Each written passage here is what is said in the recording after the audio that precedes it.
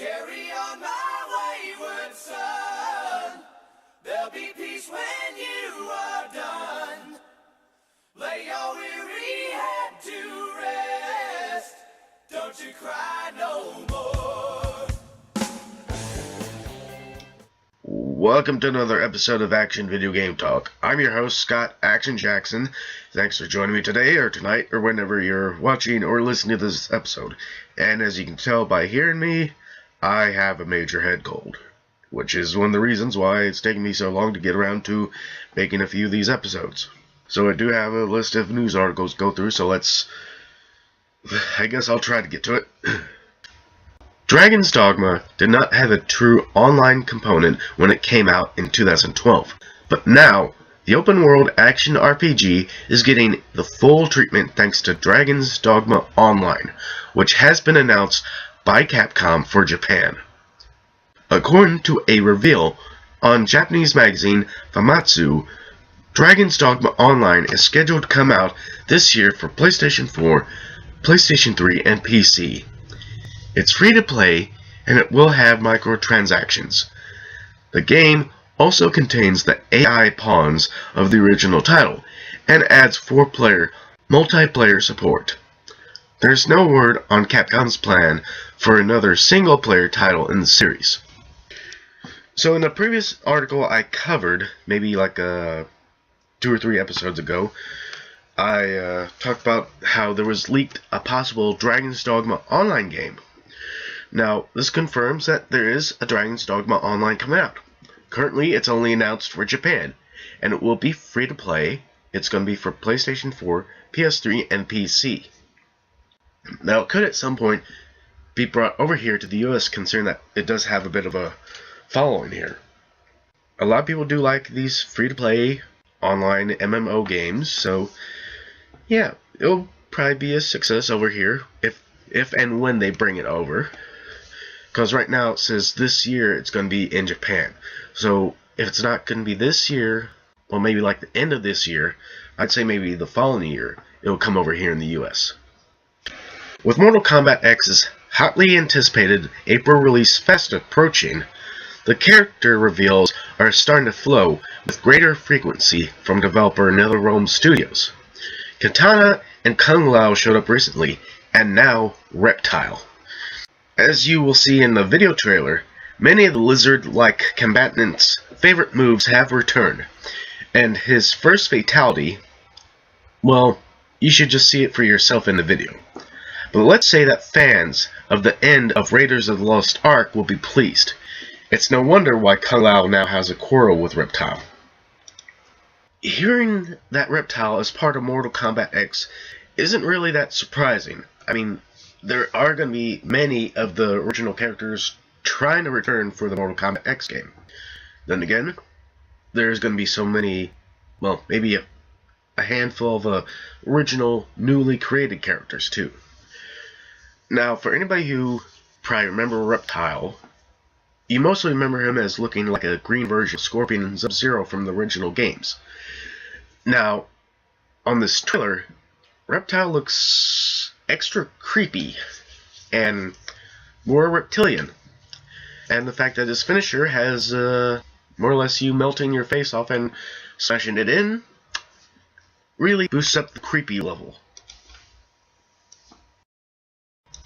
Bandai Namco Games and Dimps have revealed that they are already working on 3 post-launch DLC packs for the upcoming fighter Dragon Ball Xenoverse. The DLC will add more characters, costumes, and missions. They'll be available individually for $10 each, or can be bought together through a season pass for $25. The first DLC pack has an expected release date of March. It will contain 3 playable characters: GT Goku, Pan, and GT Trunks. It also adds 4 time patrol quests, 12 quests, 15 special movies for players' avatars, and 5 costumes. Release date and content details for the remaining 2 DLC packs are coming soon. So now Bandai Namco Games is going to be joining in with the Season Pass people. With this little season pass, it's apparently going to have 3 little DLC packs. The first one that's revealed is going to have the GT Grand Tour Goku, Pan, which I'm guessing Pan is going to be from the GT Series 2, along with GT Trunks. Now I'm guessing if the Pan isn't from GT, they'll probably have like the little Kid Pan from the end of Dragon Ball Z series. It also has 4 Time Patrol quests, 12 quests, 15 special movies for players' avatars, and 5 costumes. I'm curious to see what these special movies are, considering that the game itself isn't really out yet. Knowing me, I will probably pick up the season pass just to get this additional content, considering how much I like Dragon Ball. New details about Dragon Ball Xenoverse, including the number of characters, skills, and pieces of equipment, have leaked via online listing of the game's guidebook. According to an Amazon Japan listing discovered by Shonen Game Z, that the upcoming fighter will feature at least 47 different playable characters. The guidebook's description also reveals that the game will have 12 master quests, 50 parallel quests, 200 skill options, and 400 different pieces of equipment. Here's a translation of the full listing. As a time patroller, the fight to correct the distorted history begins. Correct the history of Dragon Ball through the Time Patrol quests, and defeat the mastermind behind the change to revise history. Published are the various performances and skill sets of 47 of the playable characters. There are 12 master quests at their highest difficulty, and a perfect capture for parallel quests 7 to 50. With about 200 different skills lists and about 400 different equipment lists in shop data, you can capture the data and enhance it with this Z Soul list. To get the playable character Vegeta Super Saiyan 4, use the product code that is enclosed. Code 1, a unique custom theme for PlayStation 3, PlayStation 4, and an unlock code for Vegeta Super Saiyan 4. Code 2, a digital code for the ebook that can be viewed on the Shonen Jump Plus smartphone app. Dragon Ball Xenoverse will be released on PlayStation 3, PlayStation 4, Xbox 360, Xbox One, and PC on February 27th. So we now know some more details about the Dragon Ball Xenoverse game. The most important part is the 47 playable characters that's going to be in the game. This comes by way of apparently a guidebook listing. Now, these additional characters might not all be coming out when the game launches. They might be part of the DLC packs that will be released later on too.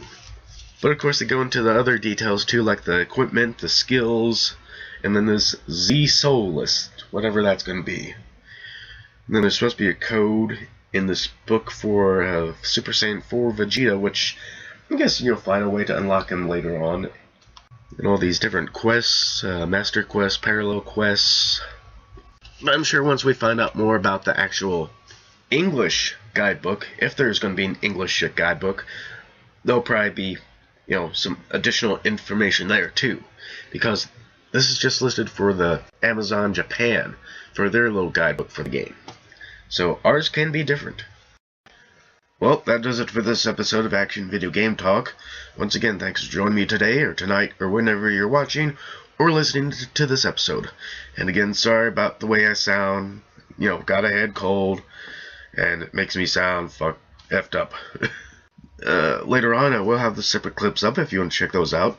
Down below, I will have the Facebook link if you want to go and check out the Facebook page. So, until next time, bye.